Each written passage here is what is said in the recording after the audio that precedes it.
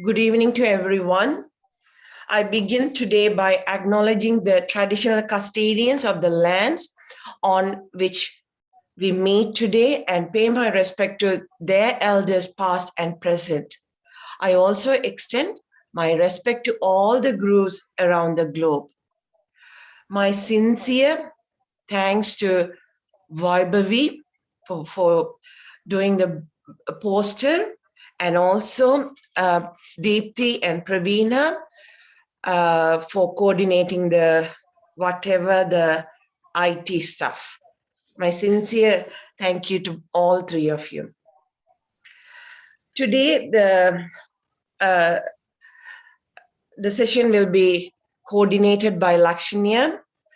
I really want to say few words about Lakshmiya, not because she's my daughter. All these girls are my daughter. I adore them. But, gorgeous Lakshmiya with her brother, the cute brother. At that time, he was a little boy, but now he's a handsome young man. Joined BK back in 2006. After learning for many years with Guru Shanti Rajendranaka, genuinely speaking, whenever Lakshmiya or Vashish did something, I get the credits. Everyone praised me, but honestly, genuinely, they came as a fabulous dancers, shishyas with full of knowledge. So I just shared whatever the knowledge I had. They had their Ranga Pravesham back in 2011 with the guidance under my own guru, P.T. Narendrananna. I always say me and him, we are Tom and Jerry, but more than a guru, he is my best friend, a brother. After that, Lakshmiya took, I think at that time she was finishing her VCE. Then she took a gap year and went to Bharatakalanjali, Chennai, and did her advanced diploma at Bharatakalanjali, Chennai under our Guru Dhananjayans.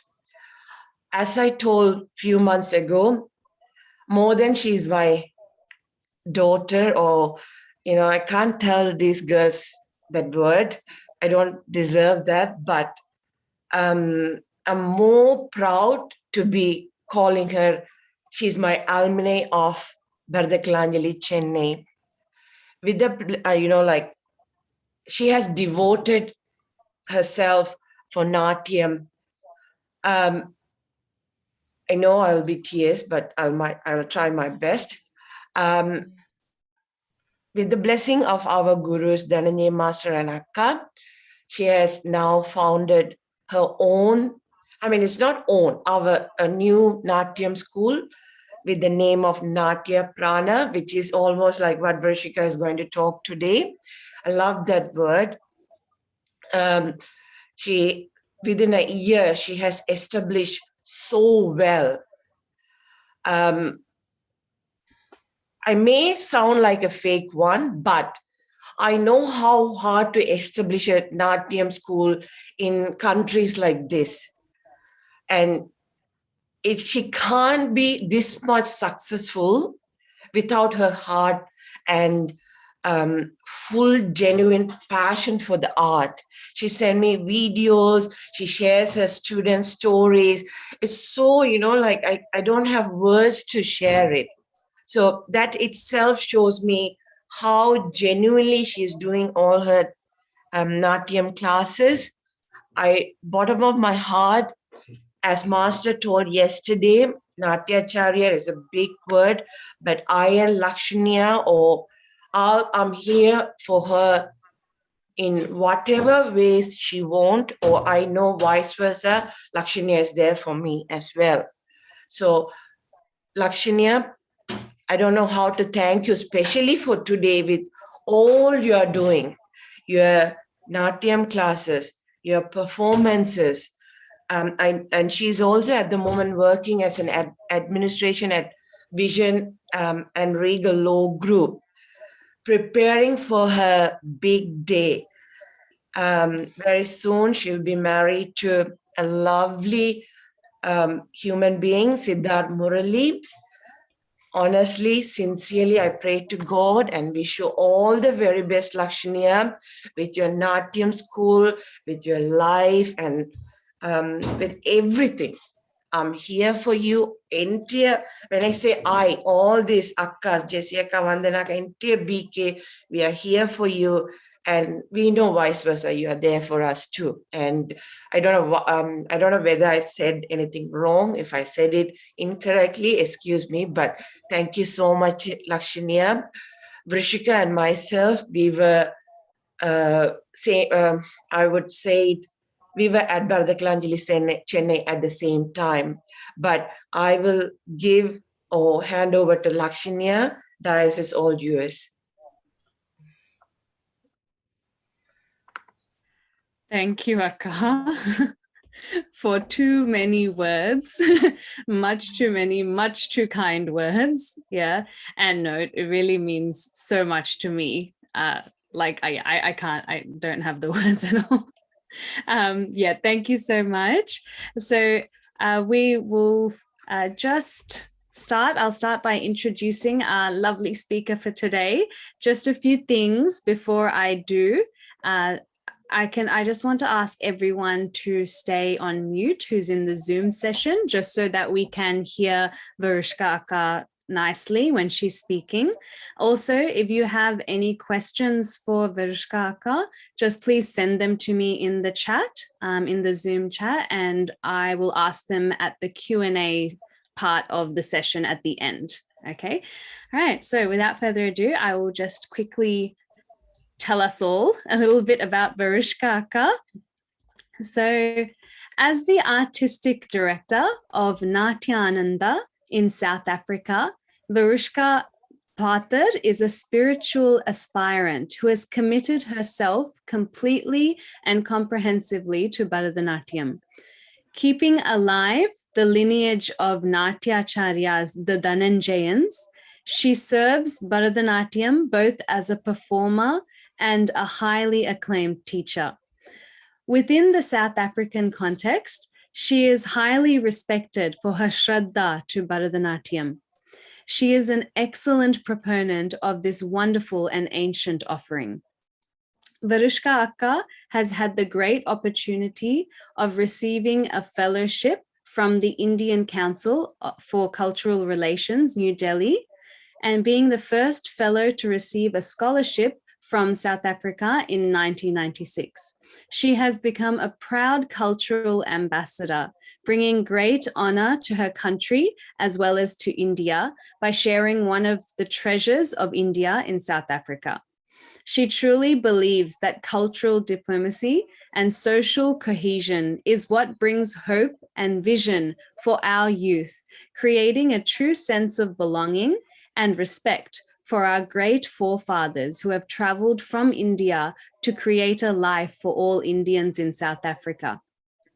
Her artistic creations, like Sri Krishna Leela on the sweet mischief of the Lord, Shakti, the divine message of the Universal Mother, and Vetri Kadavul, the Lord of the Veil, which brings victory, to name a few, have been welcomed far and wide, crossing the seas. Finally, Verushka Pather is also the brainchild behind Zarasa, a web portal that is a veritable cyber stage for all artists from yesteryear and present day. Verushka Akka shares with us the hidden gems today that emerge when dancer and observer meets and what lies within us. So I'll pass on to you, Verushka Akka, and I can't wait, and I'm sure we all can't wait to hear what you have to say about today's topic. Thank you. Thank you. Namaskaram to all and Vanakam to everybody that has joined. Thank you in abundance for this treasured moment. everything is so sacred that we experience in our daily lives. And I'm so grateful for just this moment to share. Thank you to Radhikaka and Bharata Kalanjali of Melbourne for this opportunity. Thank you, beautiful Lakshana, um, as your name suggests. Thank you for your kind introduction. And thank you to the beautiful Baba Krisha that did my introduction a few weeks ago. She stole my heart immediately. So thank you for your warmth and inviting me into your family of Bharata Kalanjali in Melbourne. Um, it's special to be here today and share as a dancer. I'm joined with such illustrious artists that yesterday was the start of Master Naka. All of us were in tears when we saw them. And then after me is really great, great artists, people that I've looked up to, people that I've admired, people that I've learned from. And I thought, what is it with great artists that that I can share? That what is it that Akka and I have shared that's so magical? And it's really the truth of our relationship, actually. And I wouldn't be here today if it wasn't my Natyam. So I owe everything I am to dance, to my art. Places I've been that someone can read out a profile, it's because of my art. I'm nothing else. I'm only a dancer. And it's just my humble opportunity today to share my thoughts of dance, and not everything you'll know about dance and the history and all of that, that you can read a book about that. But the real experience of someone that has strived to be exceptional, and what is the setting the bar of exceptional, what is something that we think is perfect, and what is it that actually moves us, what is it that actually we live by, we thrive on, and what is it that's actually moving me. So forgive me for any mistakes that I make, or any comments that I share, because it's my own thoughts and it's really my own experiences of dance and my own minute, insignificant life of being a dancer that has brought me to this place, this space that we're in now.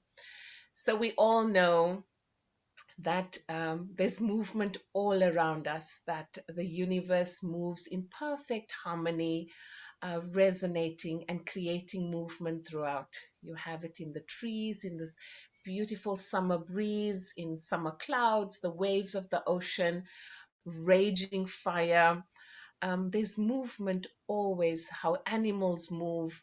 Um, Everything that we see is movement. But to be a dancer is a true gift, because that is the one gift given to explore dance beyond just a breeze. It's the true gift of dance being explored with the true essence of it, and that is a true gift. I value it as a gift, and all of you, what I share with you today is that that you look at dance a little different. That going to a class and just learning a margam or learning the adavus and how difficult it can be, it's important to understand the magnitude of dance, the magnitude of the resonance of movement, universal movement that you play a very significant part in. How lucky we are to be dancers. And just as Master said it yesterday, that we learn from our students and are guided by our students. And one of my students really inspired me a few months ago when she shared with me that, you know, dance is, we serve an art that's so valuable. It's so significant in our lives that it's survived and thrived through generations to come, and it's still as opulent as it used to be. But what was very significant, she says, every time we dance, there is a conversation that's taking place with all the dancers that have danced before us. Means every time you dance, you're dancing for people, for generations of dancers that have danced before. And why is that? Um, why is it that we feel that what I'm learning from Akka is now exactly what was done in the first Bharat Kalanjali, what's still done, what Master did in Kalakshetra, what Akka is doing now? But why is it that we take on the responsibility of dancing a lineage, dancing something from history, from culture? And why is it that it's so important that we make a difference in how we dance? For ourselves first, and then for everybody else.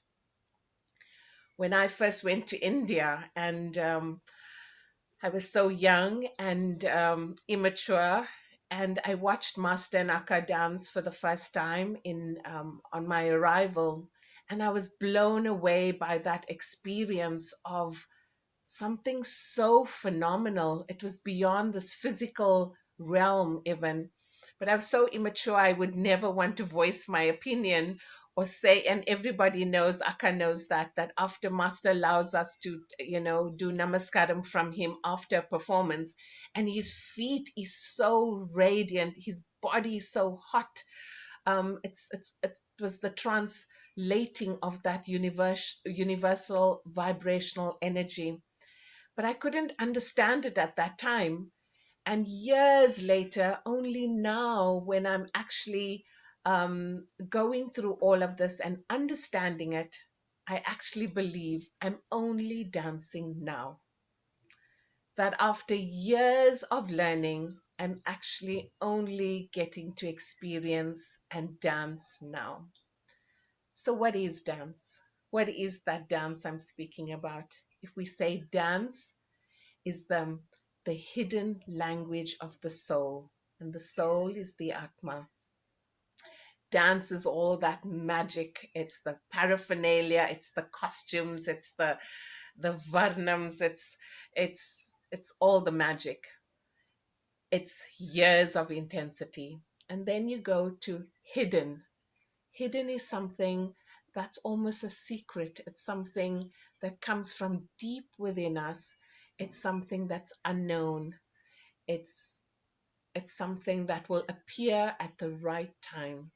And language is something, it's your medium to communicate. We were laughing about it earlier, about Akka arriving and learning different types of English, and no, the Tamil being different in Chennai.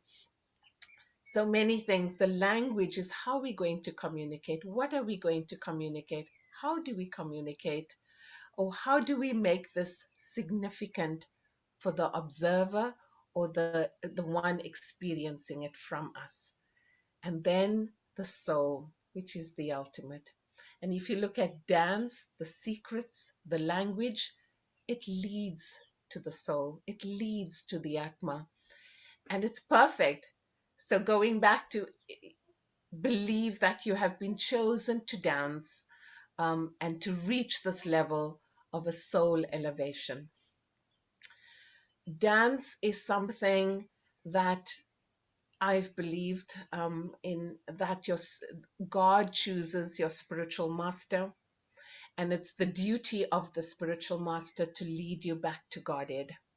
Yes, it's the elevation of that particular soul and their penance and karmic cycle and all of that, but it's this the sandpapering that unfolds. It's the learning. It's the, Master's famous for his 3Ds, the discipline, the devotion, and the dedication. It's so much. And if I just say it in that, what I say in one line is actually maybe for a period of 15 to 18 years, it takes place, is dance. And when we experience and learn this process to that level, it gets us to a point of now experiencing it, learning it, watching it. Master spoke about watching yesterday, Akka. She said about watching other dancers in a class, watching a performance, uh, reading, filling up yourself with lots and lots of information. It's so important to empower yourself with information. Watch what's online, pay attention to listening to experiences with relationships, many relationships that we share on this journey, what you experience in a temple, in a courtyard, all these wonderful, wonderful years of experience, years of learning is filling up your dancing soul bank. It's storing it. It's storing it into something that's going to be the unfolding. When the unfolding is ready to come forth or blossom, you'd be ready for it. And what is that hidden part? What is the secret that we speak about? What is the secret that's hidden that we're storing in this bank? This, all of us have had these experiences, so you will find it familiar when I mention them. That maybe you've attended a performance or watched a particular dancer, and there's something about them that just moves you to tears. It's unexplainable. It's not even relating it to a particular mudra or a deity or anything, but there's something about the dancer that just moves you to tears. It's their resonance. Or there could be something that Radhikaka says in a class. She might read something from scripture, or just listening to her talk now. We were all in tears, Akka. But when you say something with energy, it makes your heart skip a beat. It makes us tear. It makes us feel connected and energized. Or when you are dancing and you have the opportunity to have absolute alignment of silence in your movement, that true freedom of alignment, where there's just a stillness in space. That is that is a moment that is unexplainable. Or when you get lost in words of lyrics, of scripture, and when you listen to a raga and be completely mesmerized with it, what is it that makes you fall in love, like drunken love? Um, you can't explain it. You just love it, but you just actually don't know why. You There's something about it that you just don't know why, but you know you have the feeling. You are present in understanding um, that you have the feeling. What is the secret? What is this phenomena that moves us to an experience of tears or just unexplainable energy? And um, this is the secret. It's actually a glimpse or the blossoming of the awakening of a bejeweled lotus. It's the glimpse of the awakening of the consciousness in that aligned state of complete silence, complete stillness, a complete moment of nothingness. That is the Atma, the experience of the Atma. So when you think of just dancing, if you thought like I've had to work very hard for an arangetram or very hard for a performance, actually what you learn afterwards is even harder. It's these secrets lie deep within you. It governs you. It resonates with you, and to want to focus on that and only align yourself to that is so important. If you had the opportunity to have those experiences, then why would you want anything else?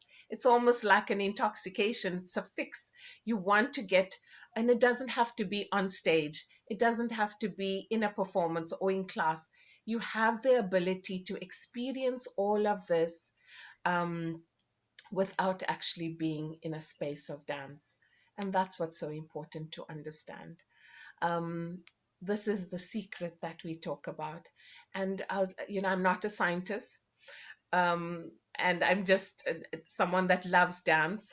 But what has been important, I recently read with my dear friend Sureka, that we read about the quantum theory. So if any scientist is on, it's important to understand this as a dancer, that quantum particles only change or move if the observer watches or looks on. And what does that mean? That only if you consciously engage with something or engage with words or scriptures of the past and invoke your own energy into it, does it become real? Does it become something? Does it become something tangible of an experience? So the particles and the observer are so significant, and one cannot be without the other. It's so important to understand and believe you are a vehicle of this energy, and that dance cannot be taken for granted. The opportunity to dance cannot be taken for granted. This goes beyond learning of varnams and margams and like the details. You must know the details. You must have the essence of Bharatnatyam. You must be known to have gone through the whole process. So I'm only speaking about 18, 20 years later of dance. So to the younger ones that are on, it's so important to have that brilliant sound foundation to experience really what's coming forth to you. And to all the senior dancers present as dance students, um, it's important for you to feel that I'm not just taking dance for granted, that there's a purpose for me, that I have a duty to fulfill, that when I get on stage, that I have to be the best nartaki. I have to be the best storyteller to relate that story. That is the duty of a dancer getting on stage. You telling stories of scripture, and that stories doesn't just come from scripture, it comes from this being that's gone through difficult times, gone through love and emotions and trials and tribulations to be able to be a vehicle to tell the story. Your own physical experience is what um, gives each one an experience both on and off stage. Would anyone like to ask any questions just up to that point? Or Lakshana, would you like to? We okay? I think if anyone, let me just check. I do see some questions, but I think it would We be can do it good if after. we left them till the end. Okay. They're quite Okay. lengthy. Yeah. So I've looked at dance and the secret. When we look at the language, it's so important that how we relate dance. So your experience, the training is also significant. The discipline and the conversation is so important. Surrender is the most important. Surrender. I would say that I've always been a dancer that would like dream of being exceptional and wanting to be like this amazing Bharatakalanjali dancers and dancers that I aspired to be and great names that I have followed. And now when I've experienced dance, I never look at that anymore because it's so fulfilling for me. Yes, standard is important, and having all that foundation and knowledge is so important, but this conversation only takes place between heart and heart. So, two hearts coming together or a heart communicating something is so valuable. And that's how the universe actually functions. It only functions on vibrational energy. So, the universe and God is not going to look at, forgive me for the kutis that are on the chat, but I'm not going to look at, yes, your akka will fight. I also fight for perfect aramandi and perfection and nirta, and that's absolutely important. I'm only speaking, I say it again, of dancers 15, 18 years plus. So now it's being soaked in devotion. That's the only important conversation. That's the only significant conversation. Why would I want to be saying anything else? Why would I want to be resonating in anything else? And why would I want to be anybody else? I'm not the best dancer out of Bharata Kalanjali. I'm not what I wished I would, end up becoming. But I'm so grateful for the glimpses of this magnitude of the space of silence, of the resonance of that has come from dance. And that's the opportunity that I try my very best to give my students, that in their young life, that they don't miss this opportunity, that they don't miss the chance of having that one moment of aligned space. I think that is what is so essential, that you don't take dance for granted. You don't forget that you are dancing as part of a history, and you dancing to vibrational energy, the power of vibrational energy. You look at Master, even saw Master yesterday. Akka spoke about it. He made one sign or one gesture of his hand and eyes, and we all like, oh my God, that is Master. That is the Master we know. But Master's power, in even in his stillness, is super powerful. He's dancing constantly and consistently without saying a word. If we look at the Lord of Dance, Lord Nataraja, Namashivaya, his pristine stillness of a meditative state, those resonance of his eyes, all of that shows the silence, the stillness, the control of the consciousness, but his body is dancing, dancing, dancing. And that's this universal energy. That's this Purusha and Prakriti that we speak of, the heightened consciousness, the silent part, and this dynamic energy that we speak of. All of you, all of us have exactly that.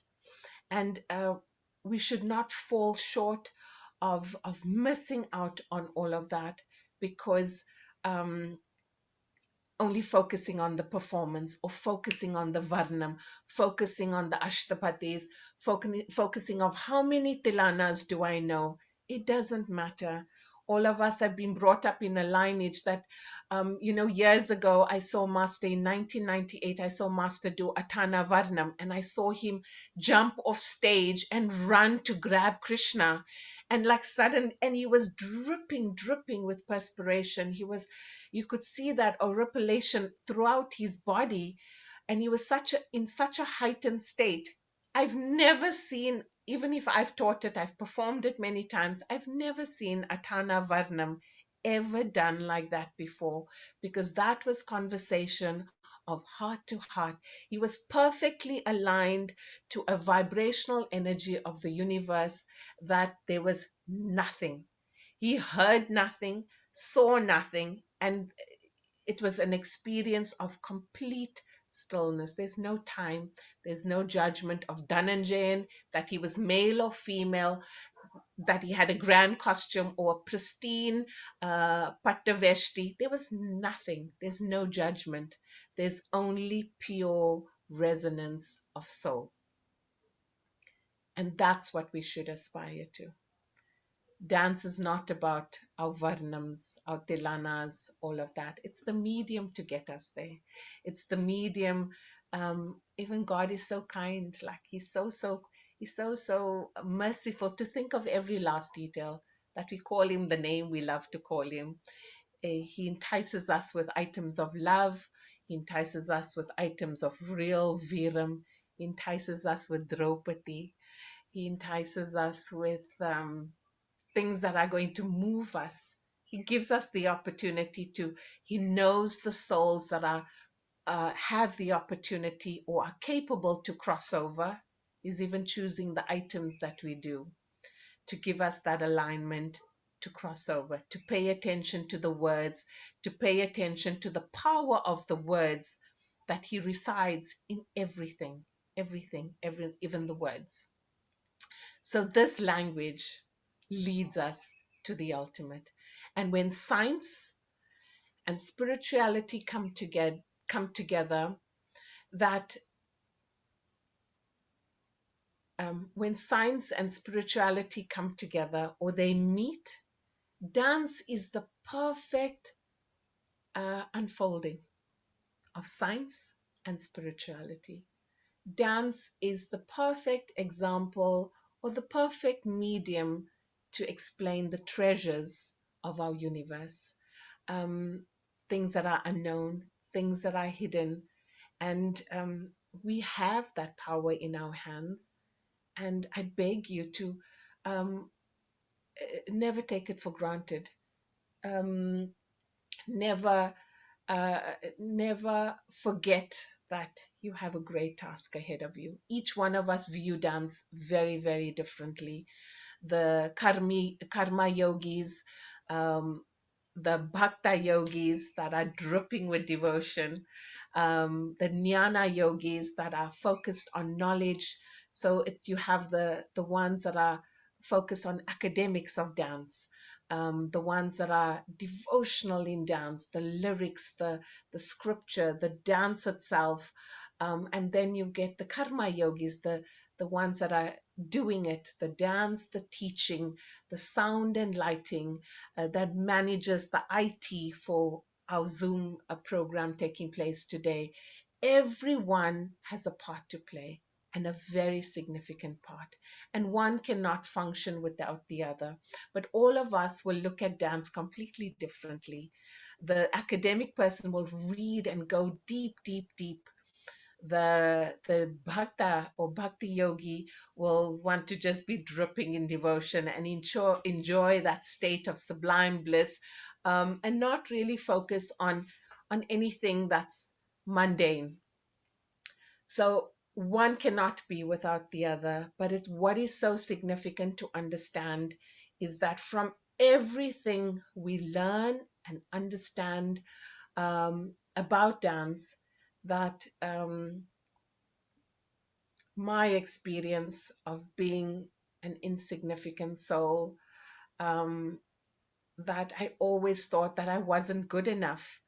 And when I've been taken to heightened places of pure devotion and danced to my heart's content in courtyards that I've would never have experienced. I've danced on holy grounds of Devadasis, and where Krishna has stepped, and Madurai Meenakshi has walked. And um, when I think of all of that, and I think of not being perfect, what is perfect?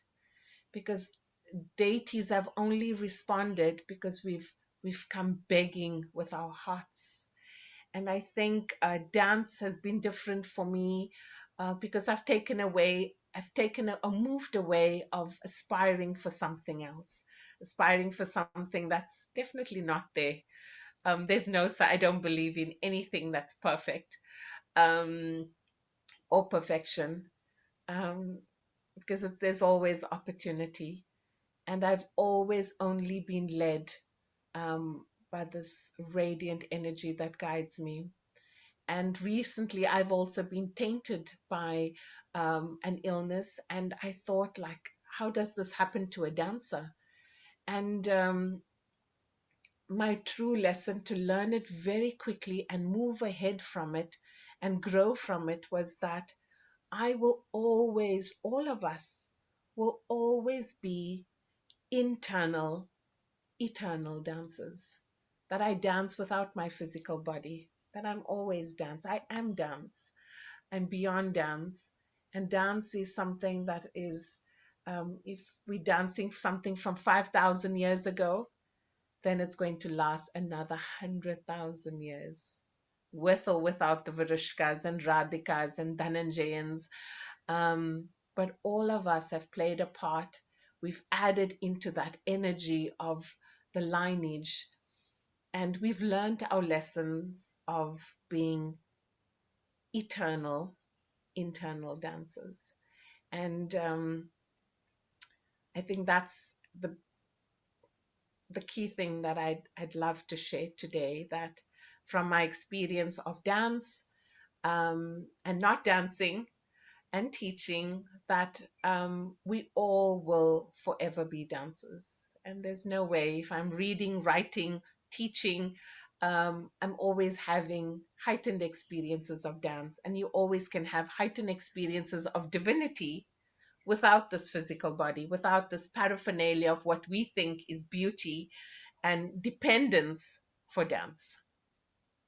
So I yeah, I think I'd like to leave it there. If there's lots more I can say of experiences, but yeah, I'd love to just share that. And if there's any questions, I'd love to maybe answer some questions. Yes, Saka, thank you so much. I also feel just so deeply connected to everything you're saying. It's so relatable, I feel, to so many of us.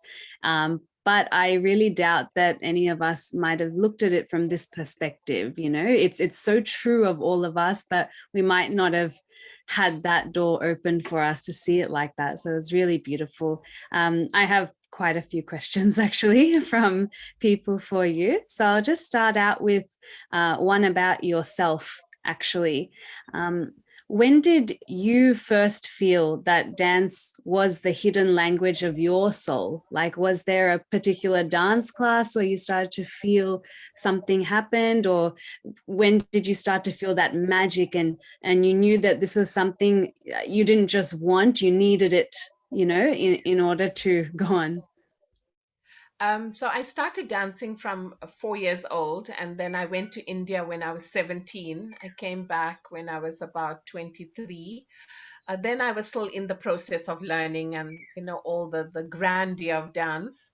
I started teaching, and I think once I started performing in my productions and started reading, and it's a strange thing, but when you start having trials in your life and you start having real difficulties and you hold on to something that's your safe space.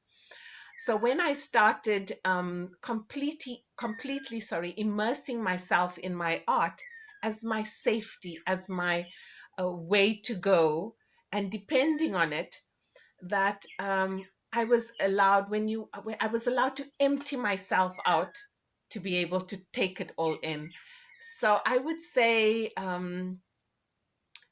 maybe for about 10, 15 years now that yeah, I realized that there was something more. The last maybe 5 or 6 years, I've really been, not that I'd like to have discussions or break it up to unfold it, it's not that. I've just been paying attention um, that there is something distinctly happening consciously or unconsciously, and I want to pay attention to it. I want it. I don't get on stage and waste my time. I feel very disappointed if I've gotten on stage or in a class and I've not had the experience, because I know what it feels like. And I know that crossing over, I know when it's coming, I know the experience, and I know what the silence in the movement feels like.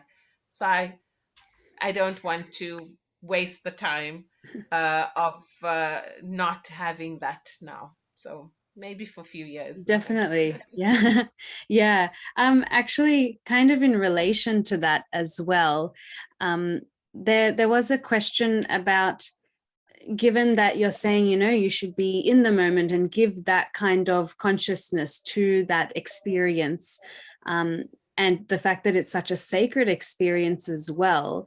Like we have the responsibility of being the vehicle for the art, and to those before us and for us and those after us.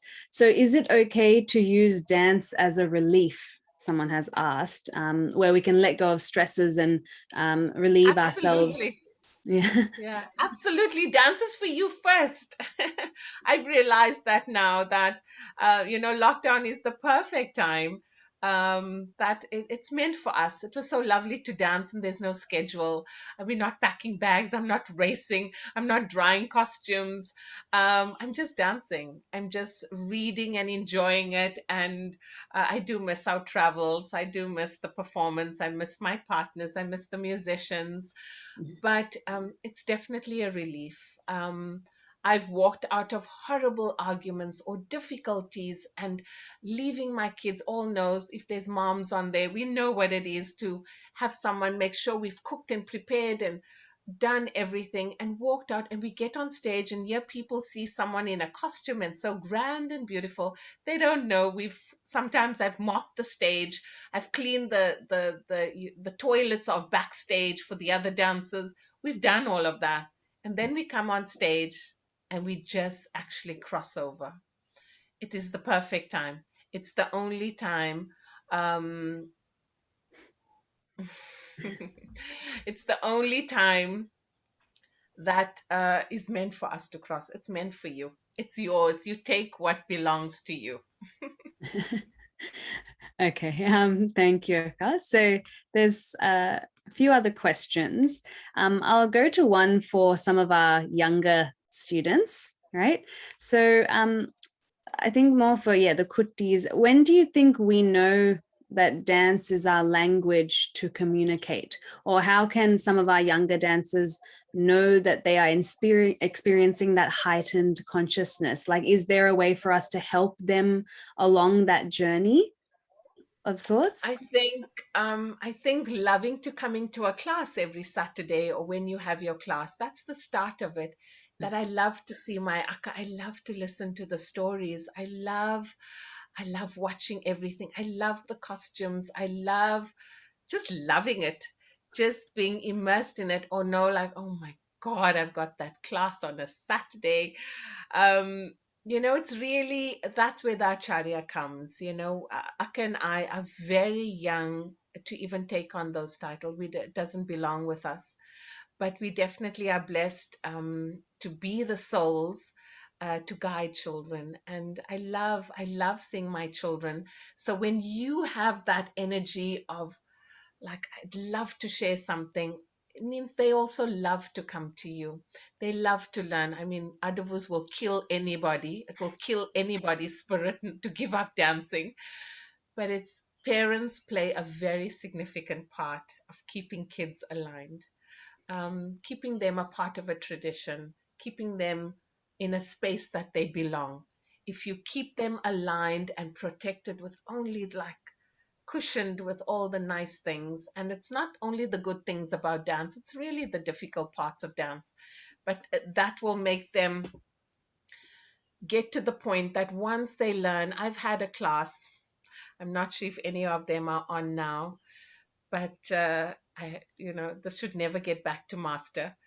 But it was a very difficult class of mine, and I have given them to my friend Sureka to teach. I gave them one to one of my senior students, Kubendran, to teach. I would refuse to teach this class, and I just thought, they're going to kill me. They're going to kill my spirit of dance. I said, when I come to I told them all these things. I used to be horrible. I would tell them, you guys are going to make me give up being a dancer.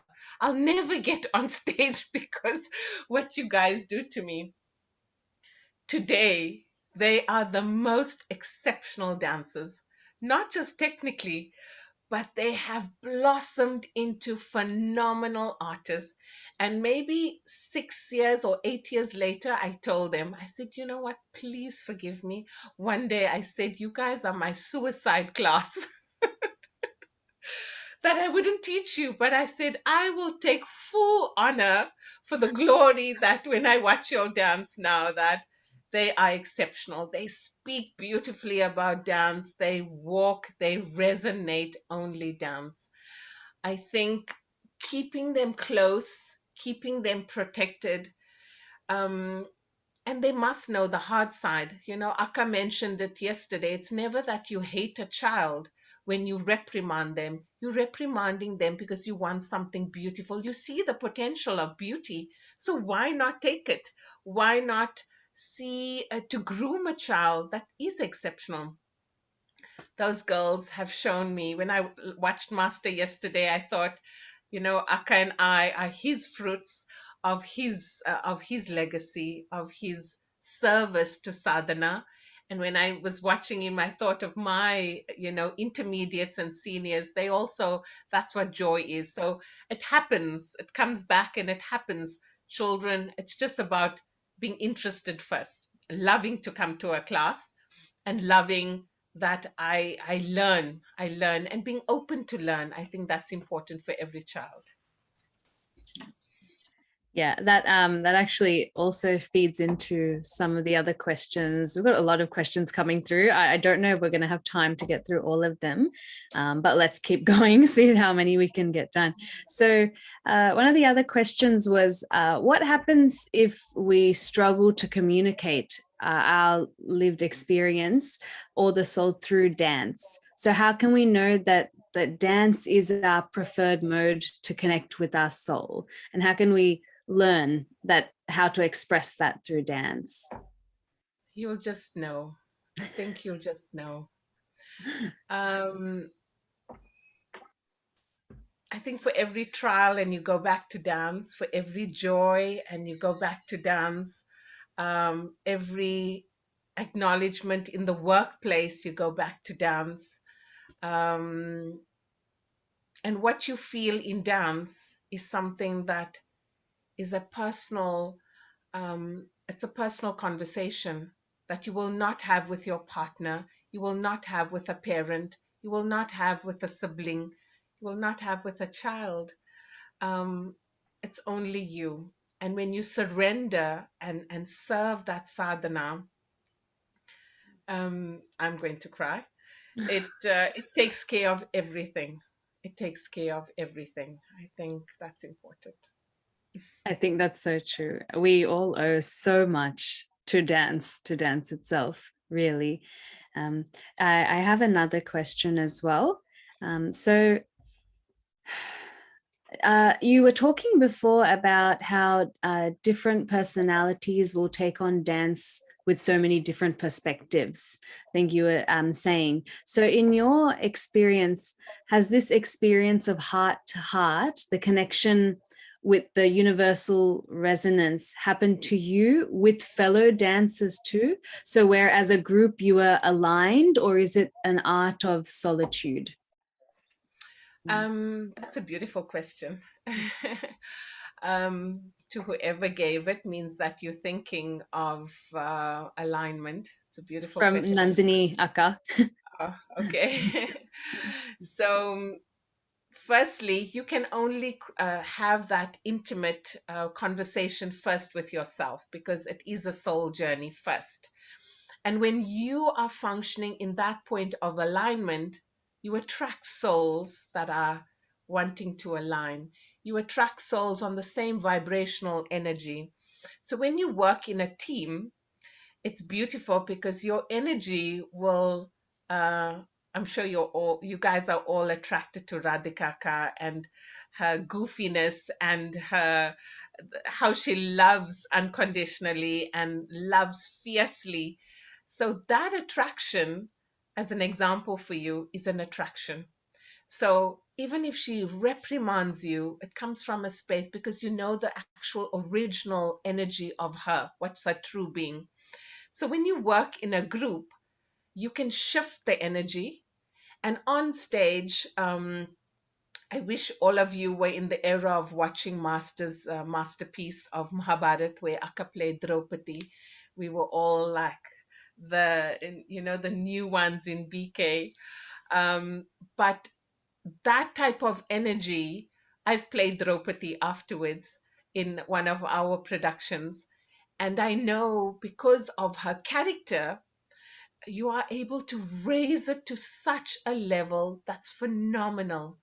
If you feel like there's a dip, we've done lots of dance productions, and you can feel where there's a dip on stage, where there's like a little drop of energy from like everybody. It's really like your focus to raise it up, means you align yourself, you focus on the space, and you focus without no music, nothing, and raise it up. Raise it up means you give bigger, bolder, and it will shift everybody. It will change everybody. And if you are with someone that's able to give that, means you must lap it up. You must, because it makes your energy stronger. It makes you more powerful. When I take on from musicians that are resonating at that level, it makes dance brilliant. It makes it so phenomenal in the experience, because the musicians are going, they are on a trip. And if you don't catch in that line of the energy, not the words, not that sahityam, not how that swara is going to sit, whether it's going to fit in that sum, you don't care about anything. You just want to join where they are going and go with it, and just raise yourself. And it's so important when you have these experiences, I must say, that you stay in absolute silence thereafter. I think it's so important that you don't engage with anybody. You just take it in. Like Aka's strong enough, then students can come to her and do namaskaram. We did it for Master when he would dance. But it's nice to just contain it, because your aura is so open at that time that you can also take in a lot of negativity and a lot of things that come from you on stage. Why is it so important that when we speak of bhava and rasa, it doesn't just happen on in a team dancing in a production. It happens from the audience to the dancer. That when you feel that, like it's feeling heavy, like I can't raise this up, like it's like a stiff audience, like, it's like feeling difficult, means that you have to work hard to raise that energy, means that you have a duty as a nartaki. And if the audience is open to receive that energy, it means both parties are going to cross over. The particle and the observer is going to have an experience. And it is your duty. It is your absolute duty to make the audience be mesmerized. They must be feeling that intoxication. They must have that feeling like, God, I'm just going to cry. Like, not say it, but really cry and feel it. It's about the raising your energy first, Nandini, and then being able to channel it to others. And this should be happening off stage. It should be happening for us every day, not dance. Dance has given us the opportunity. It's the hidden language, um, to give us the experience. And once you have the experience, you know that, God, I can do this every day. Why do I, that there's no need for a stage. I don't need a platform. I don't need a courtyard. I don't need anything. I can live in this energy every single day. And why not? That's just beautiful. Absolutely beautiful. And I think someone asked, one of the questions were, Akka, how do you feel when you're dancing? And I think you've already answered that completely. We've fully understood just what you're feeling when you're on stage. We actually have 2 minutes left. So I just wanted to give the last question. Radhika had a question. So I was wondering, Radhika, you want to ask it directly? Oh, please, you go ahead, Lakshmi. Akka will ask it in 20 minutes. So, Aka's question, coming so far from Chennai, the capital city of Natyam per se, what molded you to hear your heart and synchronize with it? What molded you to explore in that way? And I guess Radhika would be able to explain a bit better, but yeah, what I guess drove you to feel these things? Um, you guys will think I'm weird. Someone loves me. Someone loves me unconditionally. And why should I not respond to that? That's really, really amazing. Yeah, he's wanted me to see everything and I had to sharpen my knowledge to get there. I had to be good enough only for him to see what he's going to show me, what he's going to allow me to experience. Um, and it's really been him that's taken me to every place I've danced, and um, not being the exceptional dancer. Um, yeah, I think that's why I'm so stuck on heart to heart, because someone loves us even though when we think we're not good enough, someone believes in us. And when I believed that complete surrender to him, he gave me everything. He's allowed me to see, and someone, actually, he's the musician that plays with my programs, Kugen Munsami, is online. He asked a question about an experience for Shivaratri, and he was singing for the program. Do you have a minute? Can I say it? Bravina? Pravina is in charge. Please, Eka, go ahead. Okay. So, to say it quickly, the edited version. But when I speak of the surrender, it's and not knowing. When I read Tevaram and I read things, I keep asking him to show me what he'd like to see, what he likes his devotees to see. And Shivaratri, the vocalist had an experience at another program, and I spoke to him and I said, this was on the Saturday, and I said, just stay humble, stay as the servant. If you think of being the servant, then your head is down. Whatever comes to you, good or like positive criticism or anything, keep your head down and it will just go over you. Just focus on the Lord's feet. That's the most important. How you sing and how we dance is so insignificant. I said, I only want to see the Lord's feet. I said it on the Saturday night. The Sunday, I repeated it to my best friend. And I said, Kugen is having these problems, and you know how musicians are and all of that. Not really paying attention to my words. And on Shivaratri night, that's Monday, we started, and I was dancing in the courtyard of a historical temple. And I said, I'm standing at your doorway. I will not enter until you come and greet me for the night. I will not enter your temple until you come out and greet me. And because I was so focused on the feet, and it was so mesmerizing at Mangalam, I looked to Sureka, I looked to the vocalist, and I looked to my student dancing, and I said, oh my God, like, can you believe it? There was this wet, huge footprints walking towards me and stood right at the doorway, wet, like magnanimous, amazing, majestic feet, and wet with Ganga, like large feet. And I called to everybody to see, and only the Dikshitar of the temple had seen it, and he had completely come to prostrate on the area. And when I was done dancing, I like went to touch the floor to see if it was wet and did I really see it. But because I had shared about staying down, keeping your head down, and ignoring everything, focusing on equanimity, that I don't take praise, I don't take criticism, but I only want to see your feet. I only should see your feet. I didn't ask, but I did. I was so grateful. And that's just if someone, yeah, I believe someone loves me. So that's why I serve you.